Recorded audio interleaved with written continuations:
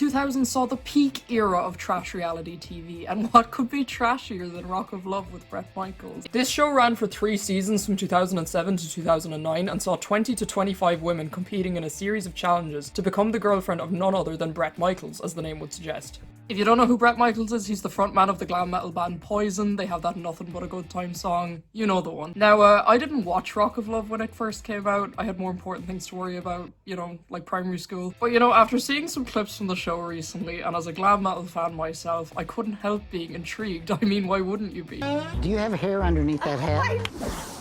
Yeah. And I thought, why not take my lovely YouTube audience with me? So here for your viewing pleasure is my reaction to season 1 of Rock of Love with Bret Michaels. I definitely took this way too seriously, and it shaved literal years off my lifespan. I hope you enjoy. I didn't realize until I'd finished the script for this video that this is actually a spin-off of another VH1 show, Flavor of Love, which is the same idea but with rapper Flava Flav. After watching this show in full, I don't see how he could possibly be more entertaining than Bret Michaels. The man is unintentionally hilarious. And the heaving, well-implanted breasts caught my eye immediately. And I knew that we were going to have a strong spiritual relationship. This is my 3rd time trying to record this. My tripod literally broke in the middle of filming. So the show starts as it means to go on, really. You've got Bret coming up to the Rock of Love house on a motorbike. You got clips of him flexing his arms. 2000s butt rock aesthetics on full display, talking about how he's going to meet the girl of his dreams. Amazing. And I know, deep in my heart, deep in my soul, and deep in my loins, that one of these 25 women is going to be the one for me. Whatever that means. Basically, what I'm trying to say is rock and roll was an insatiable bitch goddess, but I love her, and I'm just looking for that one woman in my life to participate in that threesome. So season 1 sees 25 viewers competing to be Bret's girlfriend, so you know the competition is very stiff, and of course Bret is only focused on one thing, or should I say 2 things. One of my favorite songs was Every Thorn Has Its Rose. That's my favorite Poison song as well.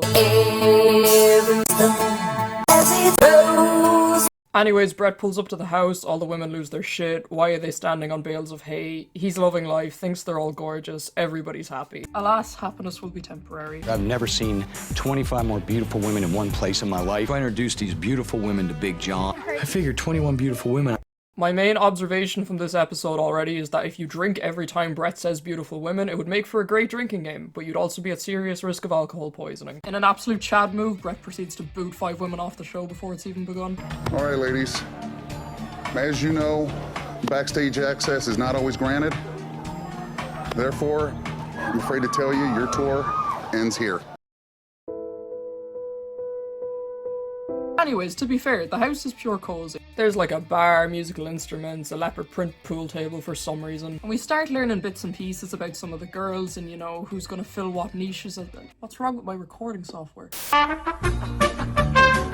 And you know, we start learning bits and pieces about some of the girls and who's gonna fill what niches as the show goes on. He's a musician, I'm a musician, and I think that definitely is gonna make me stand out amongst the other girls. If we put our boobs together, we can think better. One of the girls who got kicked off, Tiffany, is absolutely not having it and goes up to the door of the house and demands to be let back in. Bret's security man, Big John, comes out and it's really tense. It's not clear on whether he's gonna let her back into the house or if he's gonna Squid Game her. Oh god, I think it's gonna happen. Anyways, John lets her back in and the other girls aren't happy at all.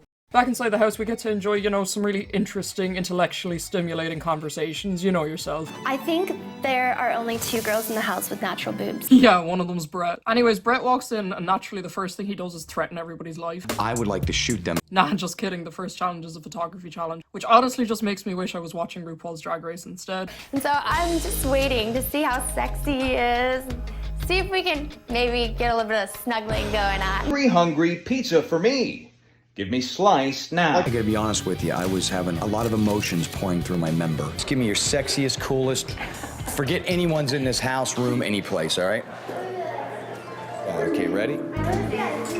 So claws are immediately out. These bitches do not like each other. Heather the whore, she's a 32-year-old stripper flashing her tits on TV. Watching it back, I don't think there's a single genuine friendship besides those 2 blonde girls formed in the entire show. It's more like, who can I tolerate? After the photo shoot, what my real intention was now beyond just a physical level or what I saw through the lens, through their eyes. I had to get down to actually communicating with these girls, talking to them, finding out where they're from, what they're about.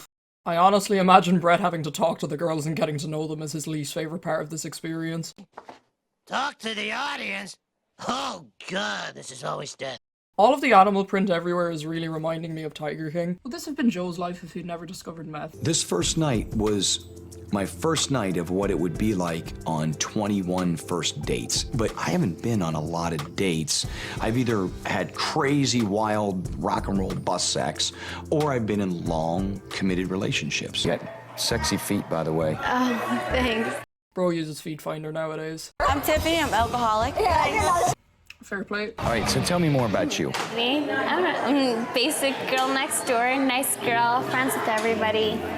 I moved around a whole lot in my life. I guess I'm that Jessica Simpson knockoff.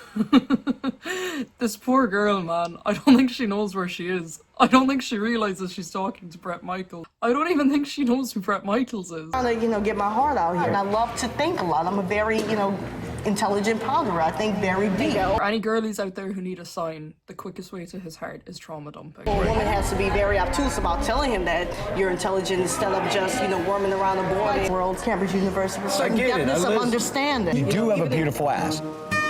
Yeah, so the main plot point of this episode is Tiffany just getting absolutely wasted, and then it gets to the point where she starts using slurs, and honestly I just feel like this sets the bar for the show going forward. Then she interrupts Bret talking to Jess and just proceeds to stare. Honestly, my head was absolutely melting watching this episode. It's essentially Bret just being pulled around by all the contestants and it has no rhyme or reason to it at all. Thankfully, the other episodes are a bit more structured, but watching this was a head wreck. One time, why are you here? The heaving, well-implanted breasts. Bret Michaels. So the first elimination approaches and one contestant, Sam, reveals that she's quite worried because she doesn't drink her party and she's worried how Bret's going to view her because of that and how it's going to impact her chances of staying on the show. I'm nervous about elimination tonight because I don't drink and I don't party. Honestly, all I could think about when she said this is how she's raw-dogged this whole disaster of a night and how that's honestly impressive. Axl Rose shows up looking like he's ready to execute someone and the atmosphere gets heavy when he announces 6 girls are up for elimination. Will you stay here in this house with me? Would you rock my world? I'd be honored. They lay this shit on so seriously, man. Heather showing her boobs paid off because she wins. No chance, that's what you got. For some unknown reason, Tiffany is picked to stay, which has to be one of the most dated things about this show. You're beautiful. Sorry, you are so beautiful. Absolutely beautiful. Ever hear a word so much it just doesn't sound real anymore? So that brings us to the end of the first episode. At this point, I could feel my brain turning to sludge and I was really questioning my decision. Episode 2 starts off with Bret working out while all the other girls are sleeping. Lacey is really unhappy Tiffany got to stay, which is understandable. Lacey really reminds me of someone, actually. As soon as all the girls wake up, they immediately start drinking again, can't really say I blame them, and proceed to do an amazing impression of every local band ever. Bret's still in the gym, Bateman vibes honestly. A rivalry quickly develops between the two groups of girls. They call themselves the bitchy girls and the slutty girls, not being a dick, that's literally what they call themselves on the show. I noticed there's a split. There's more of the slutty, outgoing girls. There's the more bitchy, introverted girls. I went outside and I actually made a point to be nice to some of the other girls and Jess and talk to her, and she just kind of blew me off. This rivalry gets cemented when Lacey tries to drown Jess for literally no reason, pretty much. Oh man, I can't deal with how feral this show is. At first, we need a drink to be more creative. Fair play. So Bret's challenge for episode 2 is, it's for the girls to have phone sex with him. So he shows up in his pajamas to explain the rules of the challenge. Why am I doing this to myself? Along with a Doctor Who, I shit you not, has a boner measuring machine. You know, I really thought I would go my whole life without saying that sentence. Girl 14. Oh, baby. R.I.P. Bret's erection, sadly missed. Right now we're actually outside. Tell me more. What do you want to hear? I want to hear something good. Yeah, so Heather proceeds to send Bret's boner into cardiac arrest. Fair play, I guess. Challenge wins go to her, Lacey, and Rodeo. The show just isn't that show, of course, without more of that insightful, sophisticated conversation, and thankfully we get more of that in this episode. Her boobs, they're circus tits. They're not, they don't even move. You Kill your dog, dude. Whatever, it's fine. I love my dog. Kill all pets. Brandy C and Aaron have this huge fight about their boobs, I think. Anyway, Brandy C goes to Bret for comfort and he is supportive in his very own special Bret Michaels way. You know, under those humongous double Ds, there was a heart of gold in there somewhere. There had to be. And she spoke in that little titmouse voice, it just turned me on beyond any belief. Oh my god, Bret's actually such a menace to society. So the winners of this challenge actually get taken on a date by Bret, and this is going to be a recurring thing for the rest of the show. The winners of the challenges go on dates. And what better place than a recording studio, of course. Remember all the things we used to. No, because Gotcha. I'm sitting on a couch, and I gotta be straight with you, I cannot keep my eyes off her breasts. I'm not stupid and I am very sexual. They just don't make television like this anymore. In a shock twist, it turns out Erin may potentially have a boyfriend or fiance back home in Chicago, and the group of slutty girls plan to get her kicked off the show. Did you say that to me? Did my hearing? I did say that to you, and that I heard that she had a boyfriend, was supposed to get married in May. We were supposed to get married. We broke up. I just have his best interest at heart. And I'm sure that's what you're concerned about. You know, good for Bret for trying to get to the bottom of this. This is obviously a very serious competition that demands integrity. Anyways, the girls are wrong supposedly. Apparently Erin and the guys split up, but then when Erin does get kicked off the show, it's not really clarified. Yeah, it's just a loose end. Vince Neil shows up in his most insane drip yet. Best. And it was the first one. And it was for me. You stay in this house and continue to rock my world. Yes, I will. All of Bret's interactions with Rodeo are so hilarious. It's like he's a prophet and she's his follower. Tiffany gets eliminated, as well as a bunch of girls who I swear to God I've never seen before. He missed out on a very good person. He actually missed out on the person he could take home to mom. After drinking for 2 days straight, Bret decides the best thing to have the girls do is motocross.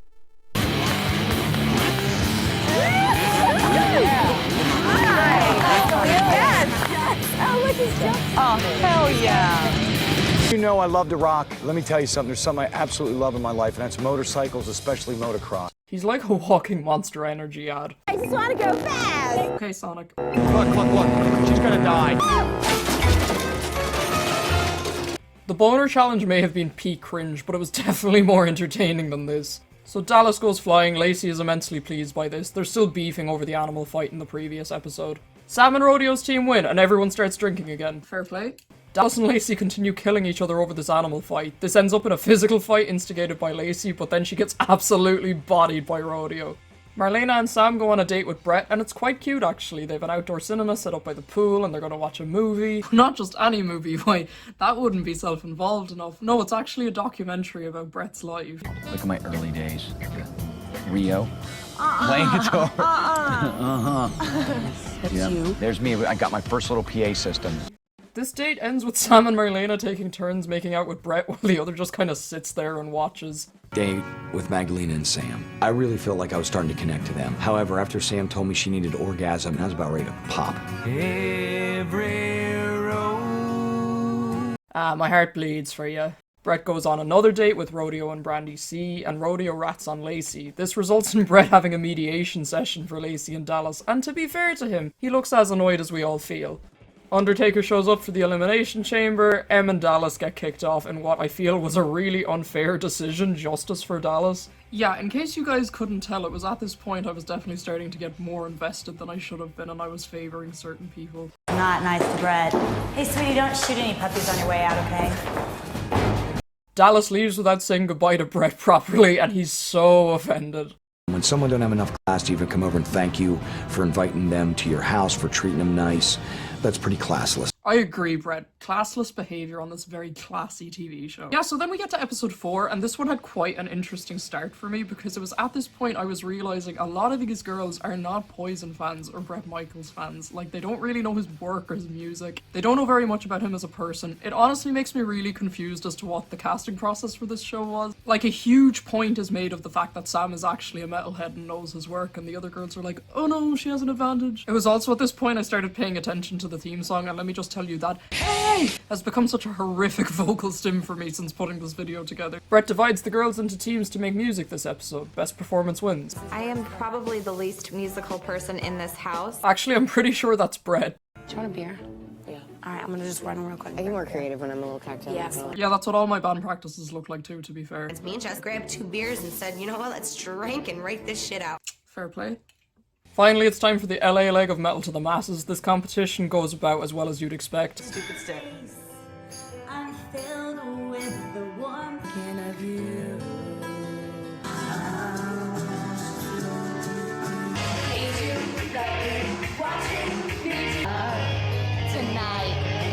Bret tells Brandy C and Sam they weren't good, but then proceeds to tie them in first place with Heather and Marlena. Bret then goes on a date with Heather and Marlena and gives them both guitars. Heather then says she's gonna get Bret's name tattooed on her neck, and I fear she really means it. Party, I just gotta keep on partying. It's just the way it is. Once I feel good, I want to keep on feeling good. I'm out, bitches.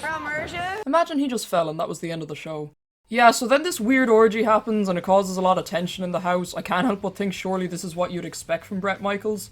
Sam is particularly bothered by this and talks to Bret about it when he takes her and Brandy C on a date. The same girl who's been pining for Bret's attention since episode 1 is once again neglected by him. Doc Antle shows up for elimination and it's 2 girls this time, and he eliminates Rodeo and Brandy C. Admittedly, at this point I was starting to get attached to some of the girls, and both of these pissed me off as a choice. Honestly, this wasn't spoiled for me, so episode 1 I had Rodeo pinned to win the entire thing. Well, the partying is really starting to catch up on me and I'm not feeling particularly great. What a lightweight. This challenge was all about American football, which I know nothing about or understand, so as you can imagine, it was a thrilling watch. I'm from Poland, I don't know nothing about football. Talks to me soccer language and maybe we can understand each other, but football, I'm out. I think I'm with Marlena on this one.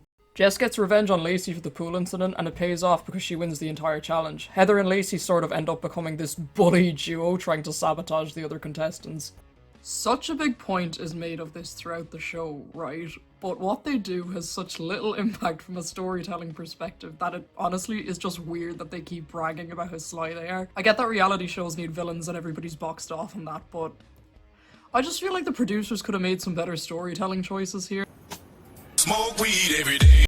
He's not going to serenade her, is he? Oh no, of course he is. Man, I actually found Jess very likable while watching this, but her interest in Bret is so unconvincing. So Bret finds this letter from Heather where she's shit-talking all of the other contestants, and he just joins in on the shit-talking with her. Not respectable Bret on this very respectable show. Is this the episode where they get Squid Gamed?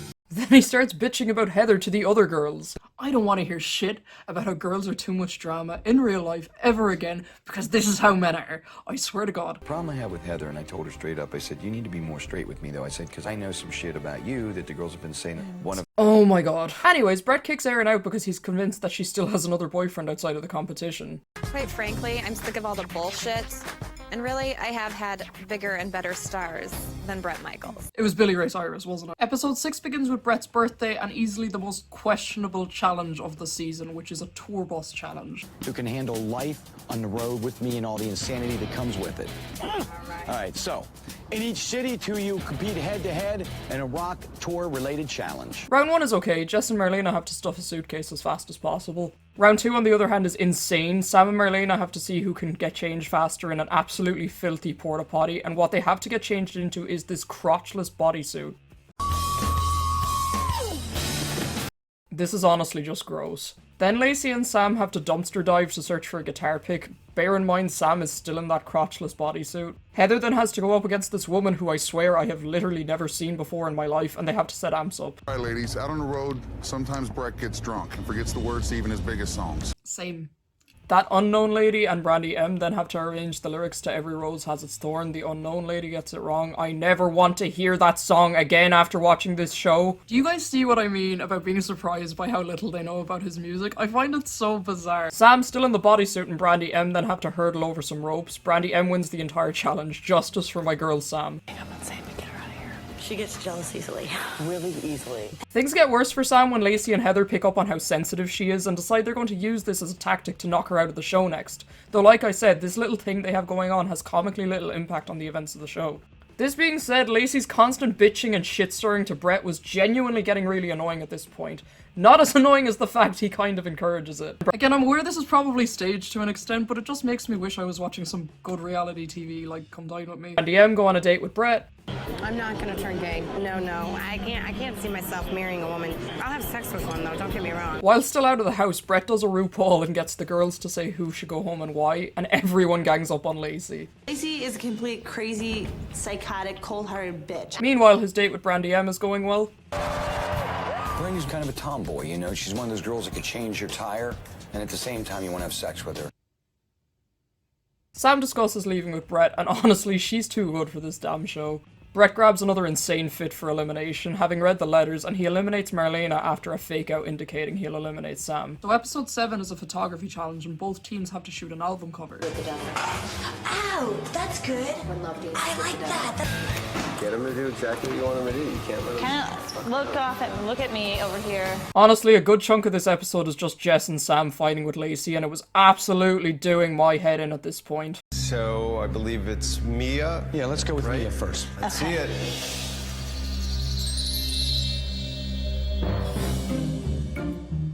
They look I love how offended Bret genuinely looks by this. I can't say I blame him. When Jess revealed her cover, I was like, wow, this is hot. A little girl on girl. Little heaven, a little hell. Ow! Anyways, in what's maybe the most clear-cut challenge win on the show, Jess, Lacey, and Brandy M win. I'm the one that chose the winning album cover and made all the decisions that led us to victory. And Jess is getting the credit for Dress warm and sexy. warm it. Have a layer of sex. What does that mean? So good to be out of the house. Not only are we in this gorgeous car and I get to be with Bret, but it's just breathtaking. Breathtaking. My date with Sam and Lacey was very informative. However, it was not quite as sexy as I wanted it to be. Nobody truly has it harder than Bret Michaels. His hair is blowing in my face. Right into this world. To that, Lacey is just getting on my last nerve. Brandy saying what literally everyone watching the show is thinking. Hello, everybody. Hey. We got 6 beautiful girls, and I've got 5 passes left. Big John. Will you stay here and rock my world? Episode 8 sees 3 Poison superfans enter the house to interrogate the girls, and honestly, I don't hate this episode. The 3 girls are super likable. I've got with me 3 super fans, girls I have known a long time. They're gonna come down here and have a field day with you all. Because we got together talking about music, talking about other bands. Wow, these girls are really hot. And that's intimidating to me. Poof in my fucking face, and I'm like, what the fuck is going on? What's your name? Brandy. Where are you from? Vegas. I have a perfect answer for everything. You just, it really seems like... I think you're putting on a good show for us, and I don't really buy a lot of what you're saying.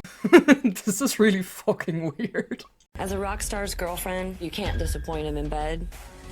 I want to hear your best fake orgasm. Bold of them to assume Bret would ever care about getting the other person off. What's the name of the drummer in Poison? I don't know. Poser. Does it embarrass you? Why are you here? Do you care if any of us have slept with Bret? Have you had your hearing tested lately? Planning a trip soon. Can you remember the tallest man you've ever seen? Do you love to go a-wandering beneath a clear blue sky? We went and had sushi. I'm like, you know what? Let's go get a tattoo. Would you get a tattoo tonight? Yeah. Oh Jesus, here we go. Every rose has its thorn. Were the producers of this show aware that Poison have other songs? The fangirls like pretty much all the contestants except Lacey, but Sam thinks their interrogation was pretty real and starts going on about going home again. Mentally to date you. I can tell you, I'm not ready for Sam to go home. Go to lovely Lacey. No. And she's very wrong for you. I really dig her, though. I just dig her personality. Bret's like, I can fix her. Heather wins the challenge anyway. So you know the way Heather mentioned a couple of episodes ago about getting Bret's name tattooed? I have really bad news. Hey, Heather. How are you, Heather? Right? Nice to meet you. Great, man. How you doing? That's the best thing to do. If Heather actually goes through with this, it would impress the living shit out of me. I mean, this is a tattoo for life. I look beautiful. Now, don't move too much. Just so I know, we're totally straight across. It's sort of there. What the fuck, bro? This is insane. This has to be the strangest thing that's happened on the show. Getting a tattoo can be a very erotic experience. Not only does the pain start to become this kind of trance feeling that just kind of gets me aroused. I've had some of the best sex ever after getting some tattoo work done. Every time he opens his mouth, I want to die. Lacey's tears? I don't think so. This is my impression of Lacey trying to squeeze out tears for Bret's fans. Bret kicks Sam off and keeps Lacey, which makes no sense in accordance with the challenge, but honestly, good for Sam. Wherever you are today, Sam, I hope you're having an amazing life. You were my favourite contestant on this season by far. Episode 9 sees the 4 remaining girls go to a Poison concert in Vegas, which for some of them I'm sure will be an introduction to Bret's music. Bret has to rush off to his sound check, and that's so rock star of him. It's so sexy. Yeah, nothing is hotter than the sound check. What the fuck does that mean? I love Blink-182. Okay, as well as him saying beautiful women, just drink every time Every Rose Has Its Thorn starts playing. Drink up. What is this? This entire episode is just Lacey being a drunken mess. Javier, they don't need to hear this crap. You know what I'm saying? All right, Lacey, what do you want? You want some bread? Oh, it's all bad. No, I don't fucking like oyster. Why? They're so yummola. Yummers. Brady. You gonna throw up? This is hilarious. I don't need this shit. You know what? He's not the one for me. I can tell in my heart he's not it. She's literally so real. Fucking love you really great. Not even love, because I can't say love yet. Brett's feet command a bit too much attention in this episode, I don't like it. We also kind of start to see Lacey and Heather turning on each other in this episode, setting things up very nicely for the next episode, just you wait. What I wanted to say is that I want to be honest with you, and yes, I did say I didn't want to waste anyone else's time. I see you more with Jess than I see you with Heather, but if, That's not what you told me, but... Can I finish? I also see you with Heather, but not with me. Do you want to stay in this house with me? Because I'm really getting down to the point where I need to know this. Honestly, I don't think I can bring my guard down. Brandy M is kicked off in what is probably the most vicious elimination of the season, Brett taking that one very personally. Have a good life. Oh man, have a good life. There was venom in those words. Poison, some might say. Come hither. Come hither, lasses. Episode 10 sees the 3 remaining girls' parents being brought to the house to meet Brett, which of course could only end well. Has she told you about her Jessie baby booby fund? Jesus Christ. No, my dad and I are really, really close. I'm definitely Daddy's little girl. Oh, wow. Yeah, so it turns out Brett has met Lacey's dad before. So a big thing in this episode is Lacey's dad is just portrayed really, really weird. Like, he thinks the sun shines out of Lacey's ass. He's convinced that Brett just wants Lacey because her family is rich. Like, he starts going on about a prenup and everything. I really can't believe I'm on Brett's side about something, but I don't think world-famous rock star Bret Michaels is in need of your money. Maybe Lacey's dad is like the contestants and has no idea what Brett does either. By the way, I'm well aware I'm taking this way too seriously. I apologize. This is also like news to Brett because Lacey has told him she's this starving musician in LA, and then he finds out she has like a trust fund and everything. It's so uncomfortable to watch. This guy keeps farting. I love Primus. My daughter has never disappointed me. You know, I'm starting to wonder a little bit if Lacey's dad knows everything that Lacey has been doing while she's in the house. Yeah, can I ask you another? Sure. Do you have hair underneath that hat? You know, our challenges have been making out with women, fake orgasms, talk dirty to men, just us. I'm gonna get a bill from the casino. At that point, I'm realizing this is just nothing but a ticking time bomb at this dinner table, and it is all about the hit fan. Did she get the partying from you? I'm fine with just beer. It hasn't just been beer here, unfortunately. No, unfortunately. In my real life, I just drink beer. You're like, my dad's gonna kill me. I know. Liar. Now I can see it. Everybody can see it. Your family has no idea what kind of a person you are. Get her, Jay. Exactly. Threw me under the bus just like I knew she would. Or, why don't you tell your dad how many times since you've been here? Wow. I did it in front of Next Brett. time she tells you, you need to tell your parents who you are. Tell her I've known you for 30 years. I already know who you are. Exactly. I'm not naive. I don't need someone who's known you for 15 minutes to presume. Does your dad know that you're the only one that's done all this sexual with Brett? You've been this every night since you know that. This show isn't real. No one's ever done that to me. No one. God, I wish someone would come down and save me. Where the is Big John right now when I need him? That side that I don't understand would ruin our relationship. And I'm sorry, but the Torrens here. Finally, Lacey is booted. Nature is healing. Yeah, I can't lie. The final full episode is really boring. They go to Mexico for a couple nights to party. You can feel immediately when the girls arrive that there was a tension. There's bread here. Bret Michaels. I'm fighting something. Why don't we try to eat something? Like, let's see if it makes me feel better. There's a part of me that is completely exhausted from the dune buggy ride. I'm gonna be completely honest, my diabetes and all the partying is really starting to catch up on me, and I'm not feeling particularly great. And so I just look over at Heather and I say, Heather, do you mind? I wanna go grab a bite to eat. Are you all right? Let's go eat. I want to drive. I'm in love with you, Brett. That's it. For real? Yeah, I am. And I want to spend my life with you. She sounds so insincere, oh my god. I think this is the first TV show I've ever watched where like the finale is the least interesting episode.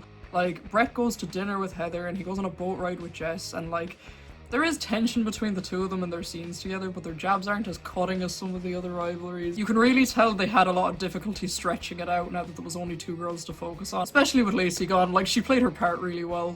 It's my last day in Cabo, and I sent the girls back to Los Angeles. I put them up in a hotel so that I could just have some real quality time alone. There's this really awful montage. I can feel their pain. I sit here and watch. Tonight is it. This is the grand finale. Yeah, John, I got two really beautiful women and one tough decision to make. I don't want to let either one of these girls out of my life. I don't want to do it. It's all very dramatic, isn't it? Bret was truly ahead of the curve with polyamory and asks if they'll share him and both be his girlfriend, but when Jess says no, he picks her over Heather, making her the winner of the season. Heather is not fucking happy. I mean, you wouldn't be. Now I have a tattoo of this loser's name on the back of my neck today because I knew he was such a fake, two-faced, pansy bitch who can't grab his own balls and tell somebody how he feels or tell somebody this or that. I've heard him, he talk about everybody because he has no game. He's oh well, America will see that he's the biggest ass after they watch all this. I mean, of course, I'm sure you guys will edit to make me look like an ass and hook him out on top. Great. Episode 12 is a reunion episode. I don't really have loads to say about it. Very nice of Chino Moreno to take time out of his schedule to host it. Genuinely not loads of note happens. Brandy M reveals the reason she volunteered herself to go home was because of how often Bret was sleeping with Lacey off camera. Lacey's band perform a song about her time on the show, and it's honestly not very good. I'm here to finally take the truth out of the shadow. I couldn't care less about you or any of you all. Heather pretends she got her tattoo touched up to say Bret sucks, but it's unfortunately fake. Would have been a power move. And also, Jess reveals she thinks Bret made the wrong decision and should have picked Heather, but they don't really do a deep dive into this at all. It was really confusing. Either way, it's safe to assume they did not have a relationship after the finale. That brings us to the end of Rock of Love Season 1 and to the end of this video. This was true suffering to make, and I'm sure it'll be true suffering to edit it as well. Please do drop a like if you enjoyed, it really helps out. Subscribe if you want. This is kind of different to my usual content, but it honestly was kind of fun. And I feel like I need to put out this little disclaimer, okay? The title is obviously clickbait. Anything harsh I said towards anyone in this video was obviously a bit of a joke. As much as I hate to admit it, I really did enjoy the show more than I expected. I've been listening to Lacey Skull's podcast. I've been listening to a lot more Poison. I was always more of a Motley Crue girly. Me and my drummer actually went as Bret and Big John for Halloween, okay? Yeah, so like I said, Lacey actually has a podcast now where she goes into like the behind the scenes of the show. It's given a lot more insight into how certain things played out, and I'd really recommend it. Yeah, I definitely may have gotten more invested than I care to admit. Anyways, if you made it to the end of this video, thank you so much for watching, and subscribe if you haven't already. Take care, stay safe, and I'll catch you in another video. Bye!